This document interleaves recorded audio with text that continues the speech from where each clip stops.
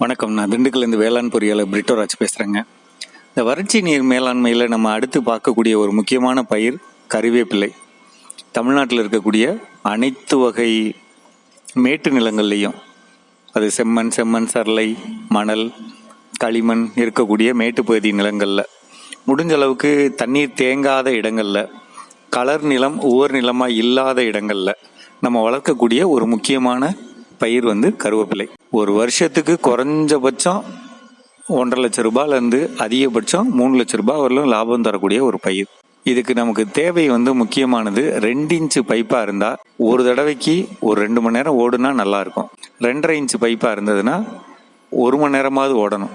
இந்த மாதிரி இருந்தால் நம்ம இந்த பயிரை தைரியமாக செஞ்சிடலாம். இந்த பயிரோட முக்கியத்துவம் என்ன அப்படின்னு சொன்னால், இதனுடைய வேலையால் குறைவான ஒரு தன்மை. இன்னைக்கு கேரளாலேருந்து அவங்களே ஒடிச்சிட்டு போகிறாங்க, அது ஒரு காரியம். ஈவன் நம்மளுடைய தமிழ்நாட்டிலே பார்த்தீங்கன்னா பெரும்பாலான விற்பனையாளர்கள் அந்தந்த தோட்டங்களுக்கு இதை ஒடிச்சிட்டு போயிடுறாங்க. அவங்களே ஆளை கூட்டிகிட்டு உடச்சி எடுத்துகிட்டு போயிடுறாங்க. அப்போ நமக்கு ஏற்றுக்கூலி இறக்குக்கூலி வண்டி வாடகை எதுவுமே நம்மளோட சார்ந்ததில்லை. அந்த மாதிரி பண்ணக்கூடிய ஒரு முக்கியமான விவசாயம்.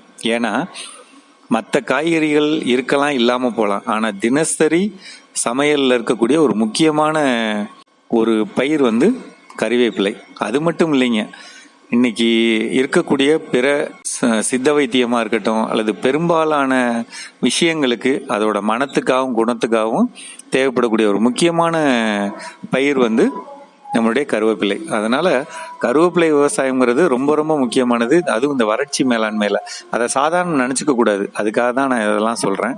இப்ப நம்ம ஒரு ஏக்கர்ல 2.5 அடி இடைவெளியில 2.5க்கு 2.5 அந்த மாதிரி இடைவெளி போட்டோம்னா உத்தேசமா 7000 செடி வந்துருங்க ஒரு ஏக்கருக்கு. அது இல்லாம இல்ல 2.5 அடி இடைவெளியில 4 அடிக்கு 1, அதாவது வரிசைக்கு வரிசை 2.5 அடியும் பயிருக்கு பயிர் 4 அடியும் போட்டோம்னா உத்தேசமா ஒரு 4400 செடி வருங்க.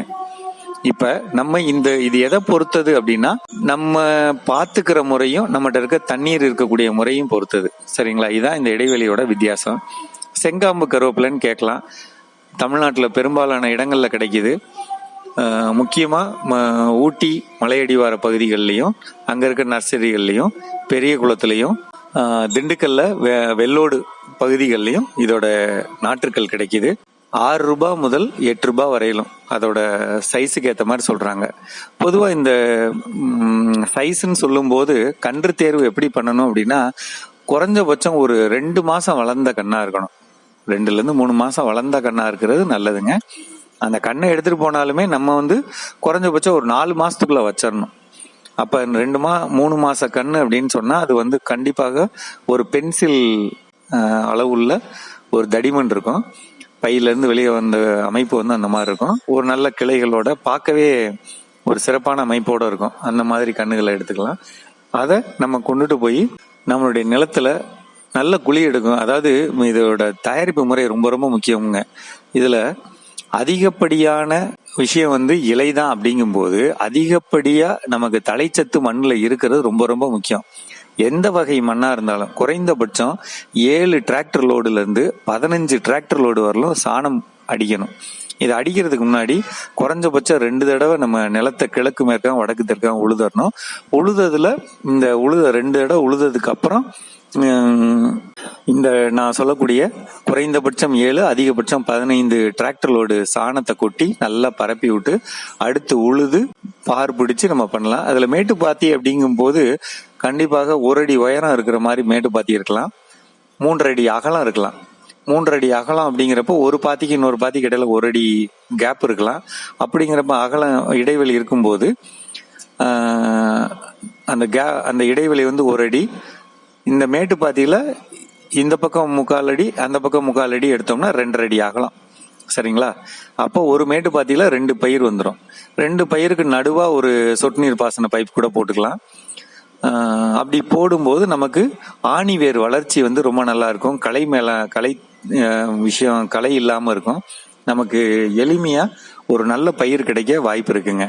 அப்ப இப்படி பண்ணும்போது அந்த இடைவெளி 2.5 அடி, அகலமும் 2.5 அடி வைக்கலாம் அல்லது 4 அடி வைக்கலாம், தண்ணியை பொறுத்து. பாசனத்தை பொறுத்தளவுல கண்டிப்பா 10 நாளைக்கு ஒரு தடவை ஒரு பாசனம் கொடுத்தாகணும் ஒரு ஏக்கருக்கு. கொஞ்சம் மணல் நிலமா இருந்ததுன்னா 7 நாளைக்கு ஒரு தடவை பாசனம் பண்ணலாம். இந்த பயிரை பொறுத்தளவுல இதோட உயரம் நம்மளுடைய அதிகபட்சம் இடுப்பு உயரம் இருக்கலாம். அடித்தண்டு பெருக்கிறதுக்கு நம்ம வச்சு நட்ட காலத்திலேருந்து பெருக்கிறதுக்கு உத்தேசமா ஒரு 3 மாதம் ஆகும், 3 அல்லது 4 மாதங்கள் ஆகும். ஒரு சில பகுதிகளில் அதோட அது முதல் ஒடிப்புக்கே 6 மாசம் வரையிலும் தேவைப்படுது. அந்த மண்ணோட தன்மை கம்மியா இருந்ததுன்னா 6 மாசம் வரையிலும் தேவைப்படுது. அந்த 6 மாசத்துக்கு அப்புறம் பாத்தீங்கன்னா ஒவ்வொரு 3 மாசமும் நம்ம ஒடிக்கலாம். அந்த இலைகளை ஒடிக்கிறது அப்படிங்கிறப்ப பாத்தீங்கன்னா ஒரு ஏக்கருக்கு குறைஞ்சபட்சம் 8 டன்னும் அதிகபட்சம் 12 டன்னும் கிடைக்கும் வருஷத்துக்கு. அப்படிங்கும் போது நமக்கு ஒரு சீசனுக்கு, அதாவது 3 மாசத்தோட நம்ம ஒடிக்கிறப்ப குறைந்தபட்சம் 2 டன்ல இருந்து 3 டன்னு கிடைக்கும். அப்போ ஒரு கிலோ இன்னைக்கு 25 ரூபாய் போகுது அப்படின்னு சொன்னா சர்வசாதாரணமா 1.5 லட்சம் ரூபாயில இருந்து 3 லட்சம் ரூபாய்க்கு நமக்கு லாபம் கிடைக்கக்கூடிய அமைப்புல இந்த கருவேப்பிலை இருக்கு. இதுல நம்ம கவனிக்க வேண்டிய ஒரே ஒரு விஷயம் என்னன்னா, நல்ல சத்து இருக்கணும், பூமியில நல்ல சத்து இருக்கணும். அதுக்கு ஒவ்வொரு 3 மாசத்துக்கூடயும் நம்ம வாய்ப்பு கிடைக்கிறப்பெல்லாம் மட்கின சாணத்தையும் அல்லது ஊட்டமேற்றிய தொழு உரத்தையும் நம்ம பூமிக்குள்ள போட்டுக்கிட்டே இருக்கிறது நல்ல நீண்ட பலனை கொடுக்குங்க. ஊட்டமேற்றிய தொழு உரம் அப்படிங்கிறப்ப நம்ம கொடுக்க வேண்டிய அளவுல பாதி கொடுத்தா போதும். இப்போ உதாரணத்துக்கு 7 டிராக்டர் லோடு நம்ம கொடுக்கணும் அப்படின்னா அது அப்படியே ஒரு 3 டிராக்டர் லோடாவோ 4 டிராக்டர் லோடோ கொடுக்கறப்ப நமக்கு பொருள் செலவும் குறையும், அதே நேரத்துல லாபமும் அதிகரிக்கும். இதை மட்டும் நம்ம முக்கியமா பாத்துக்கலாம். அடுத்து இந்த பயிருக்கு கொடுக்க வேண்டிய இடுபொருள்கள் என்னென்னு பார்க்கலாம். இது நான் முன்னாடியே சொல்லிட்டேன், தலைச்சத்து அதிகம் தேவைப்படக்கூடிய பயிர் அப்படிங்கிறப்ப பலதானிய விதைப்பு பண்ணிட்டு நம்ம இந்த கருவேப்பிலை ஆரம்பிக்கிறது ரொம்ப நல்லதுங்க.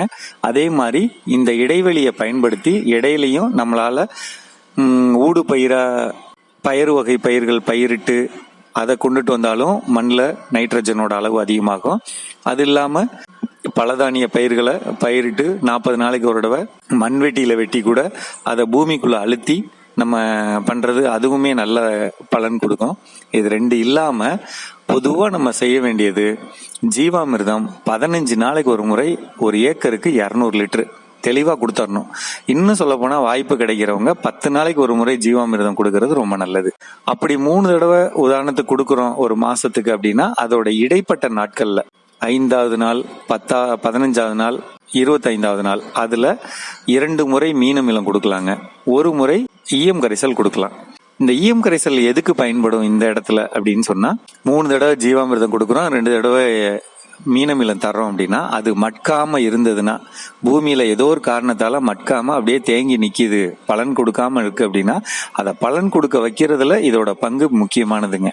அதனால கண்டிப்பாக ஒரு தடவையாவது மாதம் ஒரு முறையாவது ஈயம் கரைசலை ஒரு ஏக்கருக்கு 1 லிட்டர் அப்படிங்கிற அளவுக்கு நம்ம கறந்து தரைவழி கொடுக்கலாம்.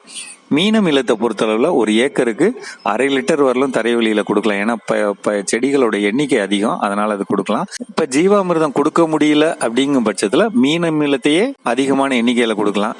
இல்ல பஞ்சகாவியா கொடுக்குறோம் அப்படின்னு சொன்னா 10 நாளைக்கு ஒரு முறை ஒரு ஏக்கருக்கு 3 லிட்டர் பஞ்சகாவியா தரைவழி கொடுத்துடலாம். சரிங்களா? இதே நேரத்துல 15 நாளைக்கு ஒரு முறை 10 லிட்டருக்கு 300 மில்லி அப்படிங்கிற வீதத்துல 10 லிட்டருக்கு 300 மில்லி அப்படிங்கிற அளவுல பஞ்சகாவியாவது ஈயம் கரைசலாவது நம்ம தெளிச்சிடணும். காலையில 9 மணிக்கு முன்னாடி அல்லது சாயந்தரம் 5 மணிக்கு அப்புறம் தெளிச்சிடணும். இல்ல அது எங்கள்கிட்ட இல்ல அப்படின்னு சொன்னா மீனமிலம் இருக்குன்னா 10 லிட்டருக்கு 75 மில்லி கலந்து தெளிச்சிடணும். நம்மளோட கருவேப்பிலை கருகருன்னு கரும்பச்சை நிறத்துல இருக்கணுங்க. நுனி இலை வேணா கிளி பச்சையில இருக்கலாம், பொதுவா கரும்பச்சையில இருக்கணும். அதான் நம்மளுடைய தேவை, அதுதான் இலக்கு. அந்த மாதிரி நம்ம கொண்டுட்டு வரணும். அதிகமான கிளைகள் இருக்கணும். அப்படி கிளை இருந்தாதான் நம்ம சொல்லக்கூடிய 8 டன்னும் 12 டன்னும் வரும். சரிங்களா? அப்ப நம்ம அதிகமான இடுபொருள்கள் கொடுக்க வேண்டியது ரொம்ப ரொம்ப முக்கியம். அடுத்து முக்கியமான ஒரு விஷயம் என்ன அப்படின்னு கேட்டீங்கன்னா, மாதம் ஒரு முறை ஒரு ஏக்கருக்கு 50 கிலோவாவது வேப்பம் புண்ணாக்கு தரைவழி கொடுத்துறது ரொம்ப நல்லது. ஏன்னா அந்த ஆணி வேர் நல்ல சிறப்பா வளர்றதுக்கும் வேற எந்த விதமான மண் சார்ந்த நமக்கு தொல்லைகள் வராம இருக்கிறதுக்கும் வேப்ப புண்ணாக்கு போடுறது ரொம்ப ரொம்ப முக்கியங்க. அடுத்து ரொம்ப முக்கியம் இந்த கொம்பு சாண உரம்னு இருக்குங்க. இந்த கொம்பு சாண உரத்தை ஒரு ஏக்கருக்கு குறைந்தபட்சம் 2 கிலோ மணலோட கலந்தோ தொழு உரத்தோட கலந்தோ கீழே போட்டுடலாம், தரைவெளி கொடுத்துடலாம். அது ரொம்ப ரொம்ப நல்லது. தெளிக்கணும்னு நினைச்சாலும் கொம்பு சாண உரத்தை தெளிக்கலாம், அது ரொம்ப நல்ல பலன் தரும். இப்ப அடுத்து முக்கியமானது பூச்சி மேலாண்மையும் நோய் மேலாண்மையும். நம்ம என்ன சொல்லியிருக்கோம்னா, பூச்சிகள் இது நல்ல ஸ்மெல் இருக்கும், நல்ல வாசனை இருக்கும், அதே நேரத்துல நல்ல பச்சையாகவும் இருக்கும். அப்படிங்கிறதுனால நிறைய பூச்சிகள் வரும் இதுக்காக நம்ம என்ன செய்யறோம்னா, பூச்சி வெரைட்டி தெளிக்கணும். கண்டிப்பாக 5 இலை கஷாயம் அல்லது 10 இலை கஷாயம் 10 லிட்டருக்கு 400 மில்லி அப்படி கலந்து தெளிக்கணும். அதை 15 நாளைக்கு ஒரு முறை, பிடிச்சாலும் பிடிக்கலனாலும் தெளிச்சிடணுங்க. இதுல இன்னொரு முக்கியமான ஒரு விஷயம், சூடோமோனாஸ் கரைசலை 10 லிட்டருக்கு 50 மில்லின்னு கலந்து மாதம் ஒரு முறை தெளிச்சிடலாம். அல்லது 10 லிட்டருக்கு 25 மில்லின்னு 15ஆம் நாள் ஒவ்வொரு 15 நாளைக்கு ஒரு முறையும் தெளிக்கலாம். இது ரெண்டும் தெளிக்கிறது ரொம்ப முக்கியம். ஏன்னா இலை தான் நமக்கு எந்த விதமான நோய்கள் இல்லாம இருக்க வேண்டிய ஒரு கட்டாயத்துல இருக்கு. அதனால காற்றின் மூலம் வரக்கூடிய நோய்கள் இல்லாம இருக்கிறதுக்கு இந்த ரெண்டும் ரொம்ப ரொம்ப முக்கியம். அப்படி நம்ம ரொம்ப பிரச்சனையா இருக்கு, இது கிடைக்கல, 5 இலை கஷாயம் பண்ண முடியல, 10 இலை கஷாயம் கொடுக்கணும்னா வேப்பெண்ணெய் கரைசல் கொடுக்கலாம், வேப்பங்கொட்டை கரைசல் கொடுக்கலாம். அதே மாதிரி அக்னி அஸ்திரம் அது கொடுக்கறதும் ரொம்ப நல்லது.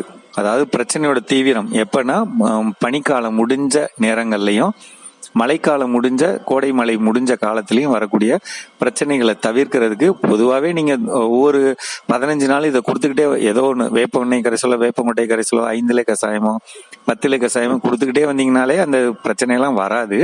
இருந்தாலும் உங்களுக்கு ரொம்ப பிரச்சனையா இருக்குன்னா இந்த அக்னி அஸ்திரம் தெளிக்கலாம். சரிங்களா? இதை ரொம்ப முக்கியமா பண்ணிக்கலாம். இதனால நமக்கு என்ன நடக்கும் தெளிப்புனால அப்படின்னா, இலை சுருட்டு புழு வர்றதோ அல்லது இலை புள்ளிகள் வர்றதோ, வெள்ளை புள்ளி வர்றதோ, தண்டுகள் வர்றதோ இதெல்லாம் தவிர்த்துக்கலாம். நான் அடிக்கிறப்ப என்ன செய்யணும்னா, ஸ்ப்ரேயர்ல ஸ்பீடை குறைச்சி வச்சு இலையோட முன்னும் பின்னும் படுற மாதிரி நல்லா நனைச்சு விட்டு அடிக்கணும். அதான் ரொம்ப முக்கியம். சரிங்களா? சும்மா அப்படி காட்டி விட்டு போயிடக்கூடாது, நல்லா நனைச்சு விட்டு அடிக்கணும். அது ரொம்ப ரொம்ப ரொம்ப முக்கியமானது. இதுல இயற்கை விவசாயம் பண்றதான் எங்களை பொறுத்தவரை ரொம்ப முக்கியம். எந்த ஒரு நேரத்திலையும் யார் சொல்றாங்கன்னு கேட்டுட்டு செயற்கை விவசாயம் பயன்படுத்திடக்கூடாது. ஏன்னா நம்மளுடைய உற்பத்தி பொருள் இலை முறையான பெருக்கம் வரணும்னா அது ஒரு நல்ல சமுதாயத்துக்கு நல்லது கொடுக்குற ஒரு பொருளா இருக்கணும். அப்படின்னா கெமிக்கல் இல்லாத பொருளா இருக்கணும்னா அதாவது பூச்சிக்கொல்லிகள் பயன்படுத்தவே கூடாதுங்க. அதே மாதிரி களைக்கொல்லிகள் பயன்படுத்தக்கூடாது. இது ரெண்டும் பயன்படுத்தாத ஒரு நல்ல சிறந்த பொருளை நம்ம பயன்படுத்துறது ரொம்ப ரொம்ப முக்கியம். இப்ப இந்த கொம்பு சாண உரத்தை பொறுத்தவரை 100 லிட்டருக்கு 40 கிராம் கலந்துட்டு அதை ஒரு மணி நேரம் ஊற வச்சு அதை தெளிக்கலாம். சரிங்களா? அது எப்ப தெளிக்கலாம் அப்படின்னா, இப்ப ஒரு தடவை ஒடிச்சிடறோம் இல்லைங்களா? ஒடிச்சதுக்கு அப்புறம் 3 மாசத்துலதான் அடுத்த ஒடிப்பு வருது. அப்ப அந்த முதல் மாசம் முடிஞ்ச அந்த 40 நாள் முடிஞ்ச 45 நாள் முடிஞ்ச அடுத்த பாதி இருக்கு இல்லைங்களா, அந்த டைம்ல இதை தெளிக்கலாம். அப்ப தெளிக்கிறப்ப நமக்கு இன்னும் இலை வளர்ச்சி நல்லா கிளர்ந்து நிறைய இலைகளோட வர்றதுக்கு பெரிய வாய்ப்பா இருக்கும். சரி, இந்த விளைச்சலை பொறுத்தளவுல ஆரம்பத்துல முதல் ஒடிப்பு, அதாவது நம்ம 6 மாசம் கழிச்சு ஒடிக்கிறப்ப ஒரு ஏக்கருக்கு நம்ம கொடுத்துருக்க இடுபொருள்களை பொறுத்தளவுக்கு 4-6 டன் கிடைக்குங்க. பட் 2வது வருஷம் 3வது வருஷத்துல இருந்து பயிரோட தூர் பெருத்துருச்சுன்னு வைங்க, தூர் பெருக்க நமக்கு அதிகமான அந்த அடித்தண்டோட விட்டம் அதிகரிக்க அதுல இருந்து வெளியில வரக்கூடிய கிளைகளோட எண்ணிக்கை அதிகரிக்கும். அப்ப கிளைகளோட எண்ணிக்கை அதிகரிக்க நமக்கு 10 டன் 12 டன் வரலும் கிடைக்கணும். அப்ப இதுல இருந்து நம்ம கண்டுபிடிச்சிக்க வேண்டிய ஒரு முக்கியமான தொழில்நுட்ப பாயிண்ட் என்னன்னா, கருவேப்பிலையோட அடித்தண்டு இருக்கு பாத்தீங்களா, பூமிக்குள்ள இருந்து வெளியே வந்திருக்க தண்டோட விட்டம் அதிகமா இருக்கணும். அதை பெருசாக்குறதா நம்மளுடைய முக்கியமான கடமை. இதுல கவாத்துங்கிற ஒரு முக்கியமான விஷயம் இருக்குங்க. இந்த கவாத்துங்கிறது எப்ப பண்ணணும் அப்படின்னா, இப்ப 6வது மாசத்துல நம்ம ஒடிப்பு ஒடிக்கிறோம் பாத்தீங்களா, அதுல இருந்து ஒவ்வொரு 3 ஒடிப்புக்கும், அதாவது 9 மாசம் ஒவ்வொரு 9 மாசத்தோடவையும் நம்ம என்ன செய்யணும்னா, தரையில இருந்து ஒரு 1/2 அடி அல்லது 3/4 அடி விட்டுட்டு தெளிவா வெட்டிடணும். வெட்டுறப்ப நம்ம என்ன கவனம் வச்சுக்கணும் அப்படின்னா, குறுக்க வெட்டிடக்கூடாது, அந்த தண்டை குறுக்க வெட்டிடக்கூடாது, கிராக் விழுகிற மாதிரி வெட்டிடக்கூடாது. நல்ல பதமான அருவாள் வச்சு சிறப்பா வெட்டுற மாதிரி வெட்டிடணும். அது ஒரே வெட்டா இருக்கணும். சரிங்களா? அதாவது ஒரே மாதிரி இருக்கிற மாதிரி வெட்டிடணும். இந்த கவாத்து கண்டிப்பா 9 மாதத்துக்கு இதுல ஒரு தடவை கண்டிப்பா பண்ணணும். அது பாத்துக்கங்க. அது வெட்டுனதுக்கு அப்புறம் வெட்டின உடனே சூடோமோனாஸ் கரைசல் ஒரு பாத்திரத்துல நம்ம ஒரு வாளிக்கு குறைந்தபட்சம் ஒரு 40 மில்லி கலந்த ஒரு திரவம் வச்சுக்கலாம். இது அல்லது பஞ்சகாவியா வச்சுக்கலாம். 20 லிட்டருக்கு 300 மில்லி கலந்த ஒரு திரவம் வச்சுக்கலாம். இதை நம்ம ஒரு துணியில நனைச்சுக்கிட்டு வெட்டுனதுக்கு அப்புறம் அந்த இடத்த நனைச்சு விட்டுறணும். இது ரொம்ப முக்கியமா நம்ம பண்ணிக்கணும். நிறைய பாசனம் பண்ணாத ஒரு சூழ்நிலை இருந்ததுன்னா ஒரு சில நேரங்கள்ல அதிகமான பூச்சி தொல்லைகள் வர வாய்ப்பு இருக்குங்க. சரிங்களா? அதற்கு நம்ம தவிர்க்கணும் அப்படின்னாலே நம்ம என்ன செய்யணும்னா பாசனத்தை ஒழுங்கா கொடுத்தாலே பூச்சி தொல்லைகள் வராம இருக்குங்க. சரிங்களா? அது ரொம்ப கீ பாயிண்ட். அந்த பாசனம் முறையான நம்ம மண்ணுக்கு ஏற்ற மாதிரி அது 10 நாளைக்கு ஒரு முறையா 8 நாளைக்கு ஒரு முறையா அப்படிங்கறத பார்த்து கொடுத்துறது ரொம்ப ரொம்ப முக்கியம். களை எடுக்கணுமா அப்படின்னு சொன்னா களை எடுக்கிறது செய்ய முடிஞ்சா சந்தோஷங்க. பொதுவா சொட்டு நீர் பாசனம் போடுறதுனால களையோட அளவு நமக்கு கம்மியா இருக்கும். களைக்கொல்லிகளை எந்த ஒரு நேரத்திலையும் நம்ம பயன்படுத்திடக்கூடாது. அதை ரொம்ப முக்கியமா பார்க்கணும். அதே மாதிரி ஊடு பயிர் பண்றப்பையும் நமக்கு வெயில் காலங்கள்ல நம்ம ஊடு பயிர் பண்ணும்போது நமக்கு இரட்டை லாபம் கிடைக்கும். பயிர்கள்ல இருந்தும் நமக்கு லாபம் கிடைக்கும். அந்த காலத்தை நம்ம பயன்படுத்திக்கலாம். ரெண்டாவது நம்ம கொடுக்கக்கூடிய தண்ணீர்ல 2 லாபம் கிடைக்க வாய்ப்பு இருக்குங்க. அதனால அதையும் பண்ணணும் இதுவும் பண்ணணும். ஒரு சில பேர் பண்றதுக்கு எனக்கு இஷ்டம் இல்லை அப்படின்னு சொன்னா விட்டுறலாம். அதனால தவறு இல்லைங்க. ஆனா அதுக்காக களை வந்துருச்சு அப்படின்னு களைக்கொல்லி அடிக்கிறது கண்டிப்பா பண்ணக்கூடாது. இந்த உரம் போடுறது அப்படிங்கிற ஒரு விஷயம் இந்த சாணம் நம்ம பயன்படுத்துறது ஒவ்வொரு தடவை வெட்டினதுக்கு அப்புறமும் குறைந்தபட்சம் 2 அதிகபட்சம் 4 டன் அளவுக்கு, அதாவது 4 டிராக்டர்களோடாவது சாணத்தை உள்ள போட்டு அந்த பாதையில மூடி லைட்டா தோண்டி மூடி தண்ணி கொடுக்கணுங்க. எப்பவும் நம்ம சாணத்தை தரையில கொடுக்கும்போது வெயில்ல படுற மாதிரி வச்சிடக்கூடாது. அதை மட்டும் பாத்துக்கலாம். ஊட்டமேற்றிய தொழு உரம் நம்ம பயன்படுத்துறோம் அப்படின்னா அதுல முக்கியமா அசோஸ்பைர்லத்தோட அளவு கண்டிப்பா ஒரு டிராக்டர் லோடுக்கு குறைந்தபட்சம் 4 கிலோ இருக்கலாம். அந்த மாதிரி போட்டுக்கோங்க.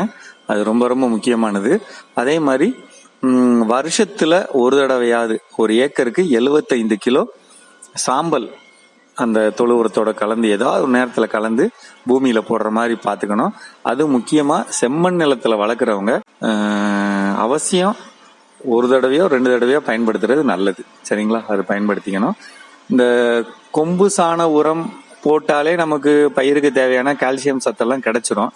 உதாரணத்துக்கு கொம்பு சாண உரம் கிடைக்கலைங்க அப்படிங்கிறவங்க 200 லிட்டர் தண்ணிக்கு 3 கிலோ அளவுக்கு சவுத்து கடிக்கிற சுண்ணாம்பு அல்லது கிளிஞ்சல் சுண்ணாம்பை ஊற வச்சு கொஞ்ச நேரம், அதாவது ஒரு 6 மணி நேரமாவது விட்டு அந்த தண்ணீரை பாசன நீரோட கலந்து தரைவழி பாய்ச்சிடுறது ரொம்ப நல்லது. சரிங்களா? அது வருஷத்துக்கு தேவையை பொறுத்து செம்மண் நிலமா இருக்கும் பட்சத்துல ஒவ்வொரு தடவை வெட்டினதுக்கு அப்புறமும் அதாவது ஒடிச்சதுக்கு அப்புறமும் நம்ம இதை கொடுக்கறது ரொம்ப நல்லா பலன் தரும். அதுவும் அந்த 45 நாட்களுக்கு பின்னாடி கொடுக்கறது நல்லாவே பலன் தரும். சரிங்களா? இதை மட்டும் பாத்துக்கலாம். யாருக்கெல்லாம் வாய்ப்பு இருக்கோ, தண்ணீர் வசதி இருந்து குறைந்த பராமரிப்புல நான் ஒரு விவசாயம் பண்ணணும், அந்த விவசாயத்தின் மூலமா எனக்கு ஒரு நிலையான வருமானம், இப்ப ஒரு 2 லட்ச ரூபாய் கிடைக்குதுன்னு வைங்க, வருஷத்துக்கு 2 லட்ச ரூபாய் கிடைக்குதுன்னா உத்தேசமா ஒரு மாசத்துக்கு ஒரு 16,000 ரூபாயில இருந்து 18,000 ரூபாய் வர்ற மாதிரி கணக்கு. அப்படிங்கும் போது நமக்கு அது சிறப்பான வருமானமா இருக்கும். காடை சும்மா போட்டிருக்கிறத விட நம்ம அந்த வியாபாரிகளை நம்ம சந்தைகள்லயே பிடிச்சிடலாம். அவங்கள்ட்ட சொல்லிட்டோம்னாலே நான் அவ்வளவு கருவேப்பிலை வச்சிருக்கேன், நீங்க எடுத்துட்டு போங்க அப்படின்னு சொன்னா அவங்களே ஆளை கூட்டிட்டு வந்து எடுத்துட்டு போயிடுவாங்க. இதனால நமக்கு ஏன்னா அவங்களுக்கு தெரியும் எப்படி உடைக்கணும் அப்படிங்கிற டெக்னிக்லாம் தெரியும். அவங்க ஈஸியா உடைச்சு எடுத்துட்டு போயிடுவாங்க. அதனால நமக்கு நல்ல லாபம் கிடைக்கும். ஏன்னா நம்ம உடைச்சு ஆளை பிடிச்சு அதை உடைச்சு நம்ம வண்டியில ஏற்றி அப்படி கொண்டுட்டு போறதெல்லாம் நம்ம குறைஞ்சிரும். இந்த கருவேப்பிலை விவசாயத்தையும் வாய்ப்பு கிடைக்கிறவங்க பண்ணுங்க. எல்லாருமே பண்ணணும் அப்படின்னு நாங்க சொல்ல வரல. நாங்க சொல்லக்கூடிய முறை ஒரு வாய்ப்பு தர்றோம். இதெல்லாம் செய்யலாம், ஒரு மேட்டு நிலத்துல இருக்கவங்க, தண்ணி கம்மியா வச்சிருக்கவங்க இதை பண்ணலாம் அப்படிங்கிற ஒரு வழிமுறையை சொல்றோம். இதை தான் கண்டிப்பா பண்ணணும் அப்படிங்கறதுல இது ஒரு வாய்ப்பு. சரிங்களா? இதை பத்தின மேலும் தகவல்கள் வேணும்னா பக்கத்துல இருக்க வேளாண்மை துறை அலுவலகத்துல கேளுங்க, அவங்க சொல்லி தருவாங்க. அப்படி உங்களுக்கு போக வசதி இல்லாதவங்க எங்கள்கிட்ட கேளுங்க, நாங்களும் சொல்லித்தரோம். என்னோட நம்பர் 99 444 50 552. நன்றிங்க.